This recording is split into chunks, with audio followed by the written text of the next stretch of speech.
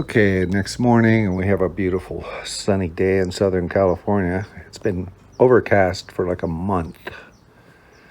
And I don't know. I mean, I like the cool weather, but it's kind of like depressing. You don't feel like doing anything. But when it's sunny, it's like, yeah, let's go out and do something.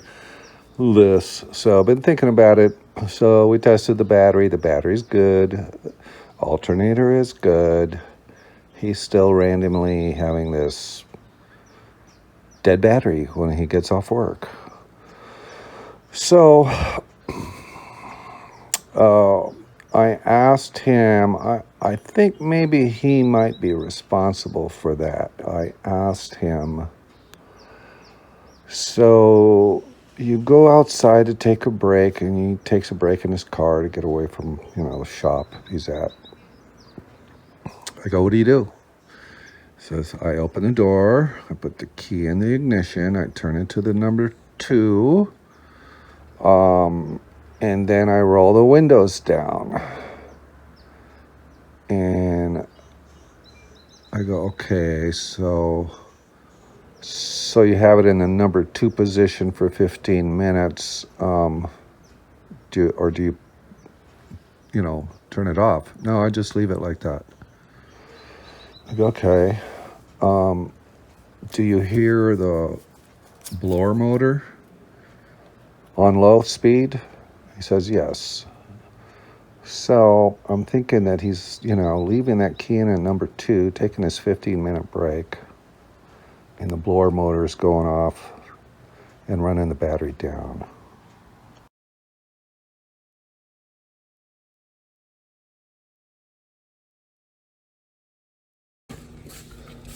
What is it? 900 cold cranking amps? Yeah, Yeah, that's a lot, huh? it is up there. The thing holds a charge. I charged it up this morning. It was at about 14.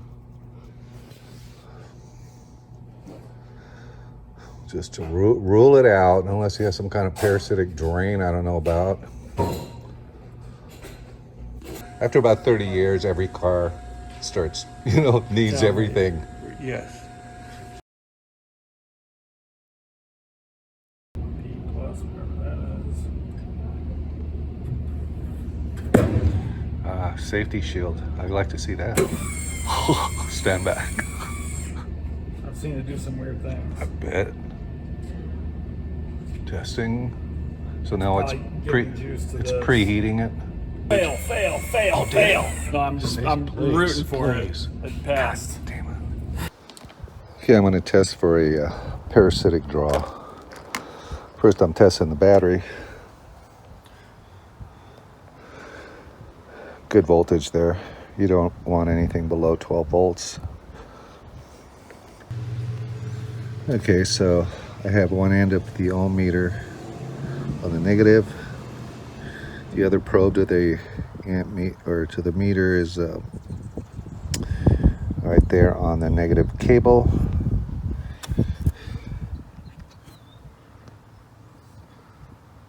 I have it set to milliamps.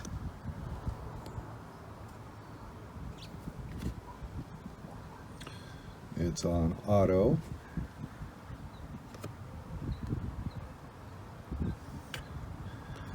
And it is reading a draw. It should be no more than 50 milliamps. Okay, so I just Googled. So typically the normal amount of parasitic draw is between 50 and 85 milliamps in newer cars, and less than 50 milliamps for older cars.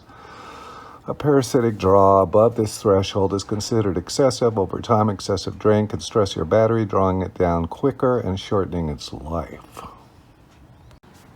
Okay, so I'm running a test. I'm simulating that my son is on his break,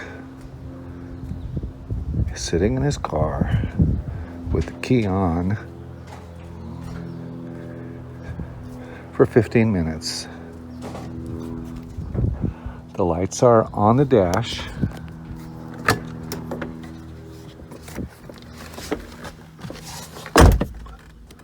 I do not hear the blower motor, which is good.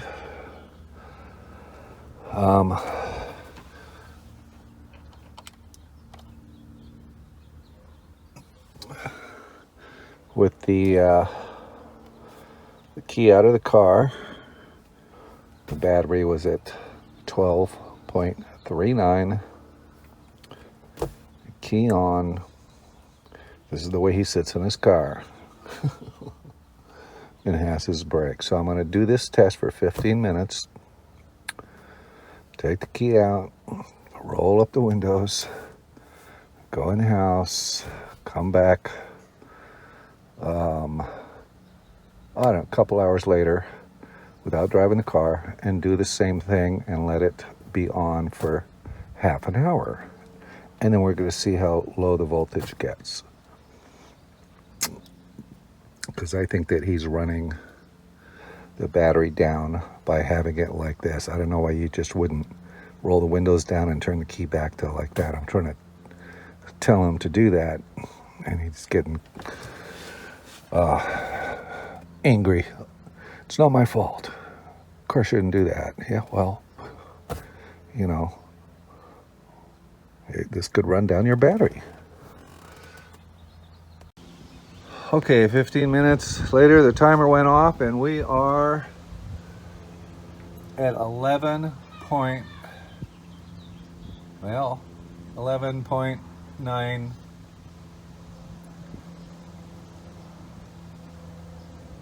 Let's say 11 point.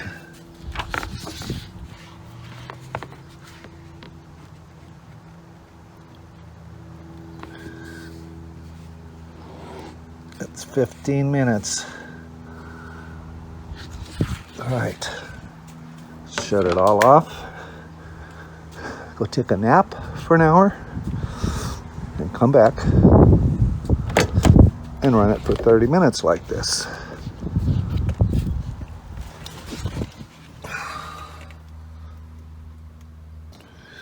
Okay, now we're going to start test number 2.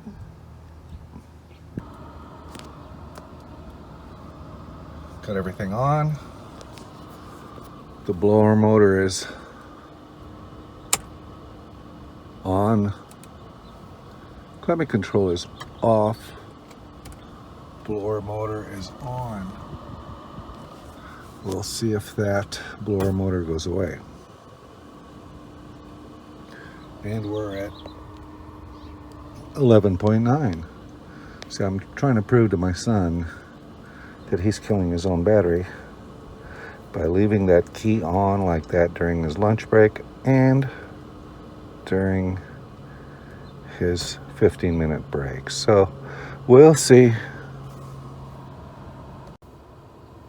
Okay, 30 minutes later, the ohm meter is at 11.48 volts. Roll the windows up. 11.2. Let's turn it off. Go back and look at the ohm meter. The battery will recover a little bit.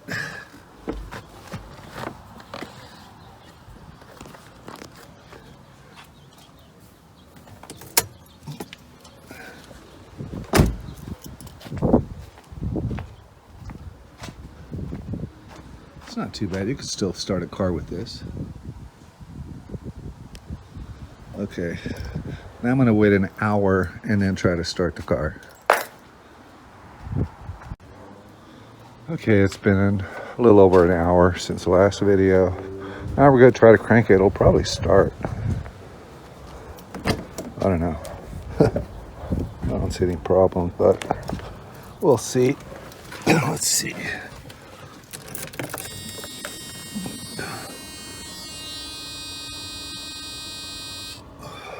Okay.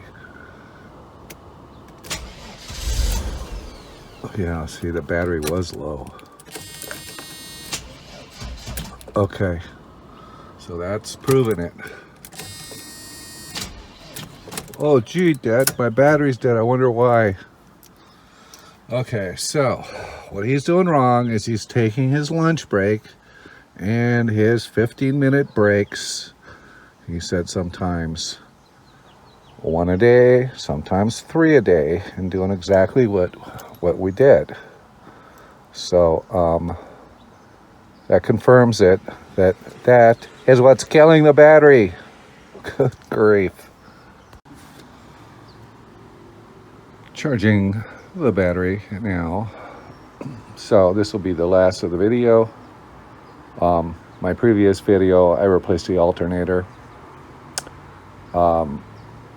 Maybe I could have left it there, but it had 150,000 miles on it, and it was just old and nasty, and it did drop voltage when I was driving the car and turn the AC on. It would start dropping, and it'd start getting really close to just 12 volts. It shouldn't. It should kick up. The voltage regulator should kick up and, you know, bring up the voltage. It knows that something's on, so it kicks it on. So I was just trying to prove to my son. He still doesn't believe it, or doesn't care. I don't know. Don't sit in your car with the key on for a long time. You know, I did it for 45 minutes today. That's his 30-minute lunch and one 15-minute break with the key on. And that was enough to bring that thing down to where it wouldn't start. So if he wants, he can get a brand new battery. That's a couple $100, but that battery tested passed. It's still good for several years. And I was right there when they tested it and watched them do it and stuff with their machines. So, yeah, a new battery wouldn't be bad. But, for now, it depends if he wants to spend the money or not. Anyways, this is the end of the video, and I'll talk to you guys later.